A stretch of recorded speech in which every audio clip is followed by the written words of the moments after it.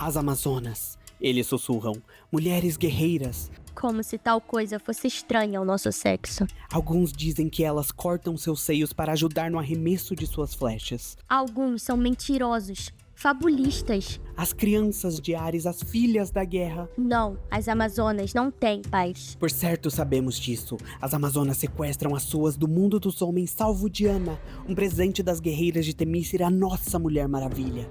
Não, isso também não. Nada disso. História, minha jovem, é escrita pelos vencedores. Na amarga batalha entre as Amazonas e os deuses dos homens. As Amazonas perderam. Não há versão objetiva, nem essa, nem aquela. Mas essa é a nossa história, a história das Amazonas. E ela começa com as deusas.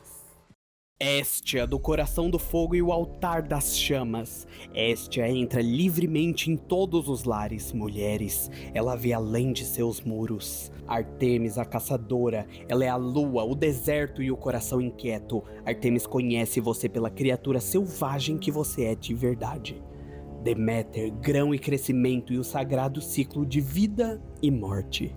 Mães, literal e figurativamente, Deméter observa quando vocês cuidam de seus jardins. Ela vê seus choros por tudo que não vai nascer. Hécate, deusa das encruzilhadas e da bruxaria e morte.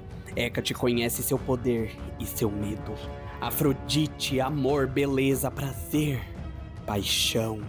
Deusa dos apetites, Afrodite sente o seu estômago doer de fome. Atena, a tecelã, astuta e aguda. Deusa da cidade, ela é feita de arestas. Como tal, Atena conhece a sua mente. E Hera, deusa das mulheres. Hera vê com 1000 olhos, ela é a sua rainha vadia, sua devoradora de pecados. Hera carrega o fardo da clarividência, uma profetisa. Hera conhece o seu orgulho e sua raiva bem antes de você. Cada ferida em sua dignidade a queima como fogo. Ela é marcada com ele. E ela ama você além do imaginável, pois todas lhe pertencem. As subjugações e abusos de não-homens por parte dos homens são numerosas demais para catalogar em uma biblioteca, muito menos em um livro. É a natureza deles, dizem. Nós dizemos que a natureza pode ser brutal, mas não é sinistra. Mas se fosse da natureza dominar suas irmãs, seria um instinto guarnecido por civismo, porque as instituições dos homens não se preocupam com o bem-estar das mulheres. Não precisa ser uma rainha dos deuses para reconhecer a injustiça. Pode imaginar o que seria testemunhar isso através dos milênios? Ver tudo de uma vez, com 1000 olhos? Basta.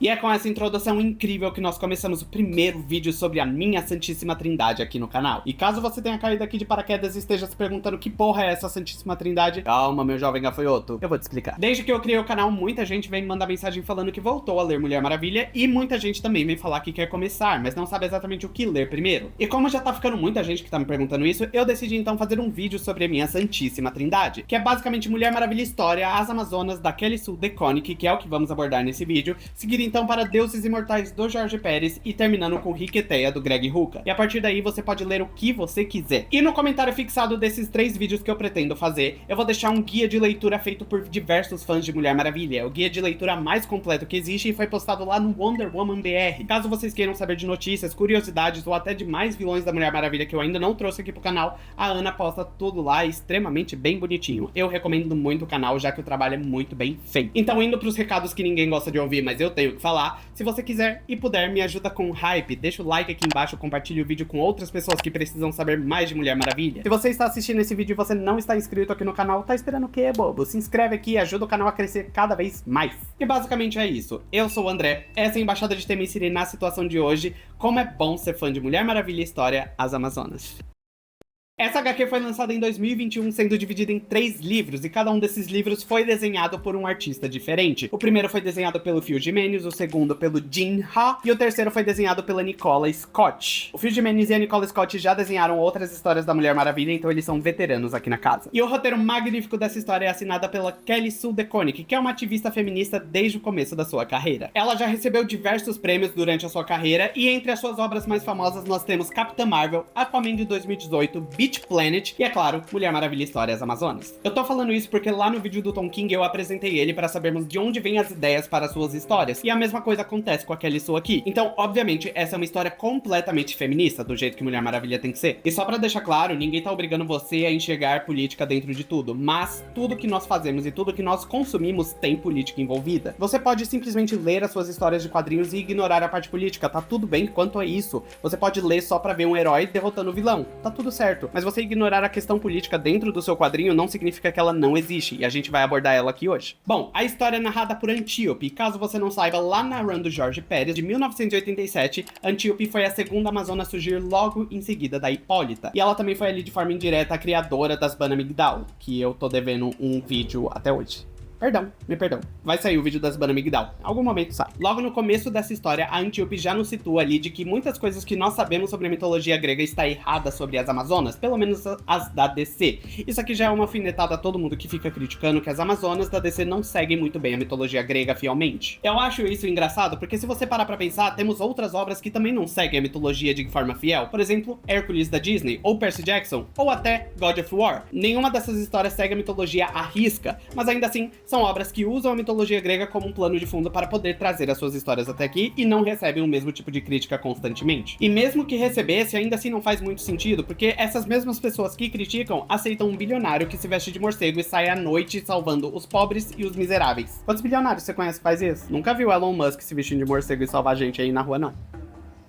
De toda forma, voltando à narração da Antíope, temos as deusas indignadas com a forma que as suas protegidas são tratadas exclusivamente por homens durante a história, enquanto elas são obrigadas a apenas assistir sem intervir diretamente. E lideradas pela deusa Hera, todas as outras deusas olimpianas vão direto para uma reunião com os deuses masculinos, justamente para poderem debater sobre qual atitude eles vão tomar sobre essa violência injustificada. Algo que é interessante aqui é que todos os deuses presentes acabam debatendo sobre essa injustiça, e pelo menos na visão deles, e sobretudo na de Zeus, o mundo não precisa de uma justiça para as mulheres, pois os homens têm a natureza mais agressiva naturalmente e essa natureza serve bem melhor a eles. Então, dependendo do Zeus, ele não vai fazer porra nenhuma a não ser que mexam com os protegidos dele, porque pimenta do cu dos outros é refresco. Mas a gente já vai ver que ele vai ficar bem putinho.com. Então, depois de Zeus e os outros deuses dizerem que não vão fazer absolutamente nada pelas mulheres, todas as deusas, com exceção de Hera, acabam indo para o Tártaro para criar uma nova raça de mulheres. Mulheres que nasceriam livres e agiriam como policiais para proteger as outras mulheres que são escravizadas no mundo do homem. Essa história se passa em um universo alternativo, não é no mesmo universo principal da Mulher Maravilha, mas ainda assim a gente consegue traçar uns paralelos com a história Deuses Imortais lá do Jorge Pérez, principalmente nessa questão da criação das Amazonas. Por exemplo, nas duas histórias nós temos as discussões entre os deuses ali sobre as mazelas que estão acontecendo na sociedade, as deusas descendo ao Tártaro para criar essa nova raça e todas elas sendo lideradas por Artemis, a deusa da caça, e a ausência de Hera na criação dessas Amazonas, que decidiu então respeitar a vontade de Zeus e simplesmente não interferir. Só que nessa história aqui ela interfere sim, só que interfere atrás dos panos. Ela não faz nada às claras vistas. A gente já vai ver a maior estrategista dessa história em ação, calma. E a maior semelhança entre as duas histórias é principalmente o Poço das Almas, que é o lugar onde a alma de todas as mulheres mortas por feminicídio é guardada por Gaia, a deusa Terra. Essa é a principal fonte de nascimento das Amazonas. Caso você tenha essa curiosidade de onde surgem as Amazonas, é desse poço. E é aqui que todas as deusas em união fazem as suas oferendas que irão criar uma nova raça, que não seriam nem deusas e nem mortais, mas sim Amazonas, mulheres que seriam criadas ao espelhos de suas deusas, cada uma em uma tribo específica. E eu já fiz um vídeo aqui no canal apresentando cada uma dessas tribos e as 30 Amazonas que fazem parte desse coletivo, então vai lá caso você tenha curiosidade. Eu não vou abordar muito disso nesse vídeo em específico. E partindo daqui vamos para a Amazona mais conhecida dessa história, que no caso é a Hipólita. E diferente das suas versões na Terra principal, aqui ela não nasceu junto com suas irmãs, ela é uma mulher mortal, viúva e assistente de uma parteira na Grécia. Eu gosto muito de como a Hipólita é trabalhada nessa história, principalmente durante os 3 livros, a evolução dela é muito perceptível. Inclusive ela tem 2 momentos ali onde ela acaba mudando bem a visão que ela tem sobre o seu mundo e ela para de aceitar o que é normal pra ele. Mas a gente já vai falar sobre isso. E aqui vemos a Hipólita auxiliando no parto de uma mulher que já possui 3 filhas, e essa mesma mulher está esperando que o seu 4º bebê seja um menino. Porém, para sua frustração e a do seu marido, uma nova menina nasce. O futuro dessa criança, ou da alma dela mais especificamente, é extremamente promissor, mas para esse momento aqui, o seu destino já foi selado, que no caso é o infanticídio, já que o pai dela acaba não aceitando criar outra menina. E é claro que quem fica responsável por aplicar esse destino é a Hipólita. Algo tragicômico de se pensar é que abandonar uma criança às margens de um rio ou no meio da natureza não era exatamente infanticídio, era mais um deixar na mão dos deuses. Se os deuses quiser, essa criança vai sobreviver, se não, vou fazer o quê? A culpa não é minha. Esse é um dos momentos de virada que eu falei pra vocês que a Hipólita tem aqui nessa história. Ela começa a se questionar sobre a situação que ela tá impondo sobre essa criança, que não tem culpa de nada. Ela simplesmente nasceu com o gênero que os seus pais julgaram o errado. Ela simplesmente foi descartada pelos seus pais por não ter nascido um menino. É interessante ver o pensamento da Hipólita aqui, onde ela acaba criando duas hipóteses. Em uma delas, a bebê seria desvivida, o que seria a melhor das hipóteses. E na pior delas, é que seria mais fácil ela ser encontrada por escravagistas do que ser amada por uma família. E é aqui que ela não aceita viver com nenhuma dessas hipóteses. Então ela volta atrás e tenta salvar essa criança. Porém, a criança já desceu o rio abaixo.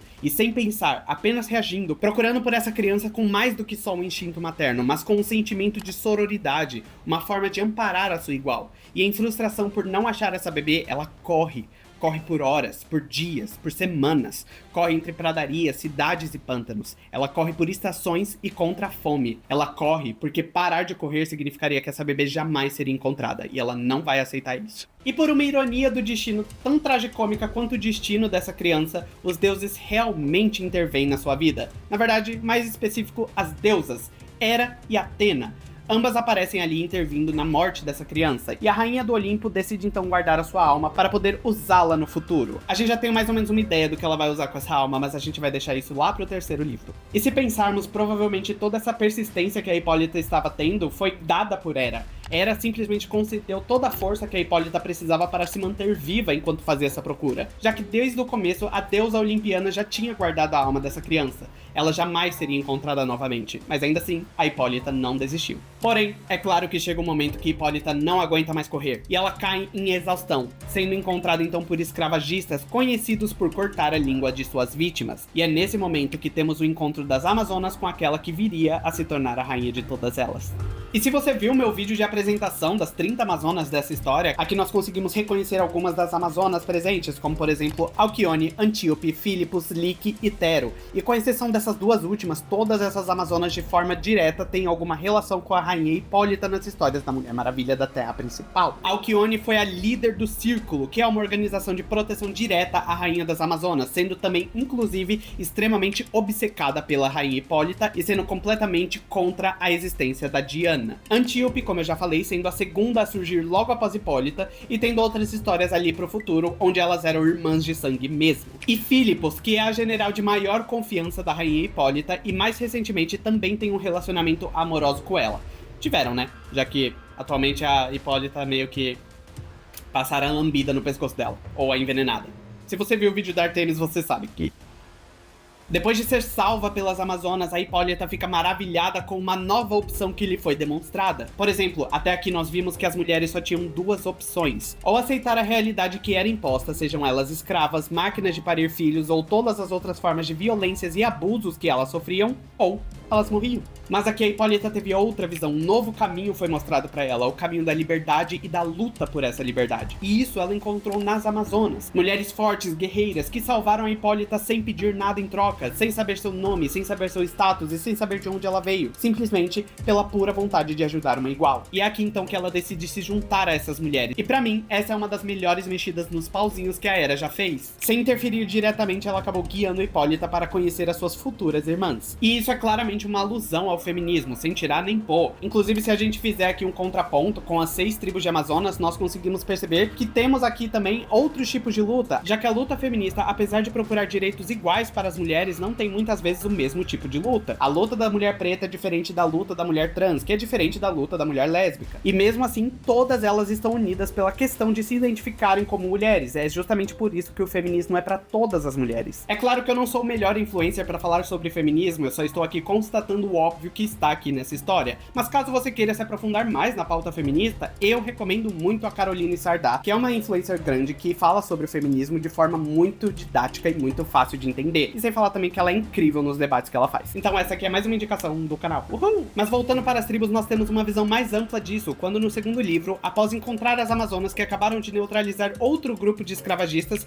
as mulheres que estavam sendo feitas de refém também querem se juntar a esse novo grupo que oferece um novo caminho de liberdade. Então é é assim que uma 7ª tribo é criada, uma tribo para mulheres mortais que querem lutar pela sua liberdade. E através de seus votos, elas acabam elegendo a Hipólita como a rainha da 7ª tribo. Cada uma das tribos tem uma rainha específica, inclusive foi algo que eu esqueci de mencionar. E a partir daqui, elas se juntam e viram esse grande grupo que convive junto, em igualdade, onde aprendem umas com as outras. Seja dança, seja como usar as armas, como se curar com plantas medicinais, como usar o poder da história. Enfim, elas aprendem bastante coisas juntas. E principalmente, todas elas precisam aprender a lutar. Não necessariamente para serem guerreiras e partirem em incursões, mas sim porque elas precisam aprender a se defender, principalmente nesse mundo hostil a elas. Mas é claro que também elas partem em incursões noturnas para liberarem outras irmãs das amarras violentas e abusivas dos homens. E é importante que elas ajam de noite, justamente porque as Amazonas são um segredo dos deuses masculinos. Elas foram criadas no Tártaro, onde nenhum olimpiano poderia vê-las. E se elas agissem de manhã, Apolo veria tudo e essa Twinkzinha ia acabar dedurando tudo pra Zeus. É realmente uma Twinkzinha muito mimada. Depois de muito tempo e da 7ª tribo crescer muito, se tornando a maior de todas elas,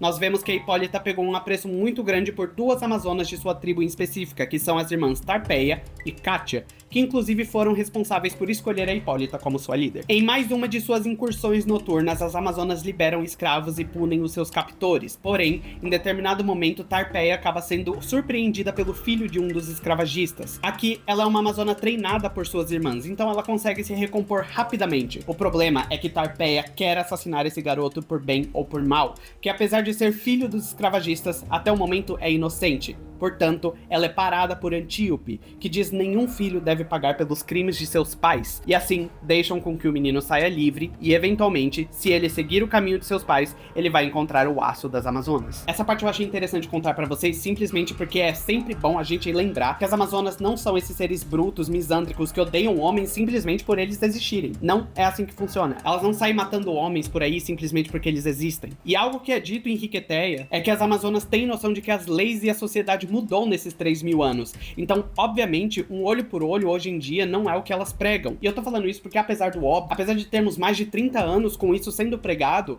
quando vem um roteirista e acaba escrevendo que as Amazonas são esses seres sanguinários, as pessoas acabam aceitando isso e vivendo essa verdade. Não é a verdade das Amazonas. Isso não é como elas foram escritas nos últimos 30, 50 anos até. E o fato aqui é que após liberarem esse menino, vemos que uma das mulheres escravizadas conversar com Tarpeia e dizer que aquele garoto não era tão inocente quanto parecia. Na verdade, ele jogou óleo fervente em seu rosto por pura diversão. E é com essa informação em mente que a Tarpeia vai fazer algo que vai condenar todas as Amazonas, que no caso seria fazer uma incursão diurna. Então, após um tempo, ela acaba seguindo o menino que agora vive como um mendigo, lamentando a sua vida sofrida a Apolo. Gente, ele é tão tadinho. Ai, como é difícil a minha vida sem escravas pra eu poder vender e comer. Nossa, eu sou tão tadinho. E é aqui, então, que a Tarpeia assassina o garoto bem aos pés da estátua do deus do sol. E isso foi o suficiente para que todos os deuses masculinos jurassem vingança contra todas as Amazonas. É engraçado que séculos de opressão e violência contra as protegidas das deusas foi tratado como, ah, para, homem é assim mesmo, boba. Vambora, releva isso aí. E quando um desses homens acaba sofrendo a retaliação, ah não, mas pera aí, a gente tem que tá vendo isso aí. Deméter, a deusa da colheita, aparece em sua forma astral para informar que os deuses descobriram sobre as Amazonas e pretendem exterminá-las. Todas elas se preparam, pois como eu informei, todas foram treinadas para serem guerreiras, mesmo as que não participam das incursões. E muito mais importante do que isso, todas elas estão preparadas para lutar pela sua liberdade ou morrer no processo. E é aqui que elas enfrentam o seu primeiro desafio, que é Heracles, o semideus bastardo de Zeus. E em mais uma analogia brilhante, enquanto Heracles aparece, temos a visão de um gafanhoto comendo uma formiga. Claro que ele sai vitorioso, ele é maior e mais forte do que essa formiga. Porém, quando essas formigas vão se aglomerando e se unindo, tornando-se uma única força, é aí que o gafanhoto encontra o seu fim. E é dessa forma que todas as Amazonas, como uma única sinergia, enfrentam o enviado de Zeus e matam o seu campeão. E claro, em um sinal de respeito, elas oram aos deuses pela morte de Heracles. E eu prefiro 1000 vezes a versão delas lutando aqui contra o Heracles do que a versão lá de 87 do Jorge Pérez. Eu não gosto muito da forma que ele abusa das Amazonas e logo em seguida, depois de ser preso, na saga seguinte, as Amazonas já acabam perdoando ele. É claro que dentro da história passou 3.000 anos. Foram 3.000 anos ali que elas tiveram tempo para poder perdoar eles. Mas pra gente, os leitores, é uma questão de 14 edições e elas acabam perdoando ele. Então, sei lá, eu acho um pouco ruim. Eu acho um pouco mal feito essa redenção do Heracles, que depois é desfeita. Então, meio que foda-se. Bom, Heracles foi apenas o começo. Os deuses masculinos jamais se dariam por vencidos. Inclusive, eles mesmos entram na luta, causando a morte de diversas amazonas. Simplesmente, olha só, porque elas existem, porque elas lutam pela sua liberdade, elas não vão aceitar ser escravizadas, elas não vão aceitar a ser rebaixadas a um mero objeto que seria usado ao bel prazer de outras pessoas. Claro que as deusas foram proibidas de interferir nessa guerra, mas Hera é especialista em não interferir diretamente, então ela novamente vai mexer através dos panos. Utilizando uma das amazonas que é uma dramaturga e abençoada por Dionísio, o deus do vinho e do teatro, Hera consegue convencer ele a pelo menos ajudar a garantir que as amazonas não fossem totalmente erradicadas, já que se elas fossem todas mortas, ele não veria o maior espetáculo que aquela amazona em específico faria no futuro. Então, mesmo nesse quesito, ela usou o desejo particular de um deus masculino para que ele pudesse salvar todas as outras amazonas. Ele não fez isso por bondade, não. É então que ela coloca o seu plano em prática, fazer com que Dionísio plante uma dúvida na mente de Apolo, para que ele mudasse a punição das amazonas de morte para banimento, e portanto, o esquecimento, justamente para que elas não morram como heroínas, para que sejam eternamente aprisionadas e observadas por Apolo. Então, a rainha Hipólita, que está com o corpo morto de Tarpeia em seus braços, faz uma oração fúnebre para a deusa Artemis. E é aí que o cavalo divino da deusa é enviado, justamente para conceder uma audiência da rainha Hipólita com os deuses olimpianos. E é nessa audiência com os deuses que temos a maior parte agonizante dessa história, tanto pelas expressões faciais colocadas aqui, quanto pelas escolhas narrativas que são feitas. Hipólita tem que argumentar, proteger as suas irmãs, fazer o que é melhor para o seu povo. Tanta gente já morreu, tanta gente já sofreu. Então é aqui que ela decide abrir mão do que as amazonas mais prezam desde sempre, desde a sua criação, que no caso é a liberdade. E mesmo a terceira raça, que não é nem mortal e nem divina, ainda assim é mulher. Então, todas as amazonas, inclusive as que estavam livres em suas mortes, voltam e estão agora presas, encarceradas em sua ilha-prisão, sempre vigiadas pelo Sol, o mesmo Sol que liderou o ataque contra elas. E é aqui que temos o encerramento dessa história, o grande soco no estômago que temos. Simplesmente a expressão facial em todas as amazonas de desaprovação a Hipólita, de simplesmente decepção por terem perdido aquilo que elas mais valorizaram, é muito difícil de ler e de ver, sabe? É uma sensação muito ruim. A gente já sabia que as amazonas perderiam desde o começo. A Antíope fala isso no começo. Ela fala como as amazonas perderam. Mas quando a gente vê todo o processo, é realmente um soco no estômago. E a Hipólita, por algum motivo, provavelmente guiada ali mentalmente por Hera, decidiu fazer um boneco de barro em forma de bebê na beira da praia. O mesmo símbolo que fez ela embarcar nessa jornada. E nisso, ela decide entrar nas águas da praia e simplesmente afundar. Enquanto Hipólita está em seu mergulho, as deusas Hera e Artemis conversam ao lado do pequeno Golem. Artemis e Hera, durante essa história inteira, trocaram farpas. E apesar de Hera falar que não se incomodava, ela também dava ali as suas alfinetadas na Artemis. Mas ainda assim, as duas tinham o mesmo propósito: proteger as amazonas e, mais ainda, proteger as mulheres. E diferente de deuses imortais que temos Hermes, aqui nós temos a participação de Hera na criação de não só mais uma amazona, mas sim da Amazona. A alma da bebê que iniciou a busca da Hipólita por liberdade é resgatada pela deusa Hera. Em homenagem a Artemis, um de seus nomes é usado para batizar essa criança, mais especificamente, o seu nome romano. Hipólita, enquanto está no seu mergulho, acaba ouvindo um choro na praia. No mesmo lugar onde estava sua pequena escultura, agora existia uma linda criança, que futuramente crescerá e será a campeã das Amazonas. E não só isso, mas também a nossa heroína. E é aqui que nasce a Diana. E é dessa forma que acaba a história. Gente, eu amo essa história. Aquela Sudecone que simplesmente fez sei lá, a maior história de Mulher Maravilha dos últimos anos. É facilmente a melhor história de Mulher Maravilha que eu já li na minha vida, sabe? Então, é incrível. Todo o tema crítico dessa história, a forma que a violência é retratada do começo ao fim, das formas mais óbvias às formas mais sutis, é tudo muito bem trabalhado. Inclusive, é uma das obras que a gente mais consegue relacionar com a nossa existência agora, com a nossa existência no mundo real mesmo, aqui, na gente.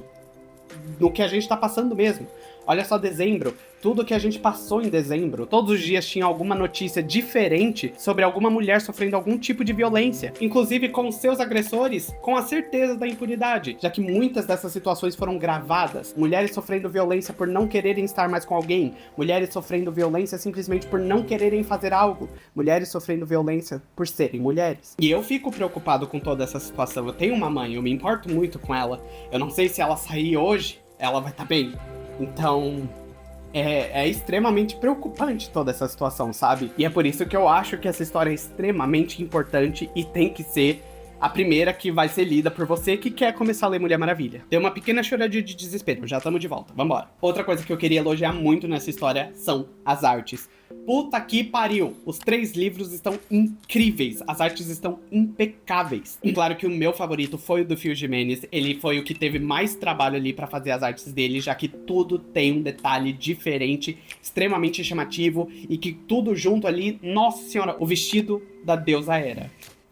Puta vida! Impecável. Aquilo é lindo, muito bonito de se ver. Todas as outras artes que ele fez também são muito lindas. A Hipólita no cavalo é impecável. Toda a cena ali de conversa da Rainha Hera com a Athena é muito foda também. A cena de nascimento das Amazonas também é incrível e muito bem desenhada. Phil Jimenez foi simplesmente o maioral dentro dessa história. O Gene Ha também teve um trabalho incrível no segundo livro. Ele deu um destaque impecável com as deusas sempre observando suas protegidas. No fundo, o cenário sempre forma um rosto. Os animais patronos dessa deusa também estão sempre presentes. Simplesmente magnífico. Um beijo pro Gene Ha. Apesar de eu não gostar muito dos desenhos dele, das feições e das Amazonas em si, todo o cenário que ele criou e desenhou é impecável. Magnífico. E a arte da Nicole Scott, que modéstia à parte, essa mulher, 10 kg de xereca. Ela simplesmente fez tudo à mão.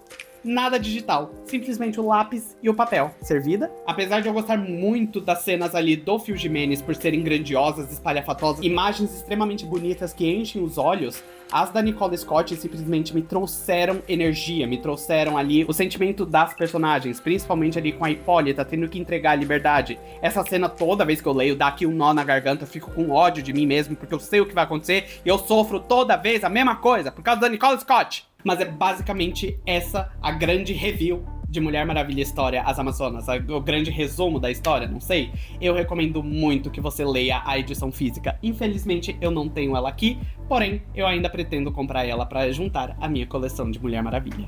De toda forma, você gostou da história? Você já conhecia Mulher Maravilha História As Amazonas? Comenta aqui embaixo que eu vou adorar ler. Muito obrigado por ter me ouvido até aqui. Um beijo pra você. Eu espero continuar fazendo mais vídeos da minha Santíssima Trindade. E por enquanto é só. Tchau, tchau. A gente se vê por aí.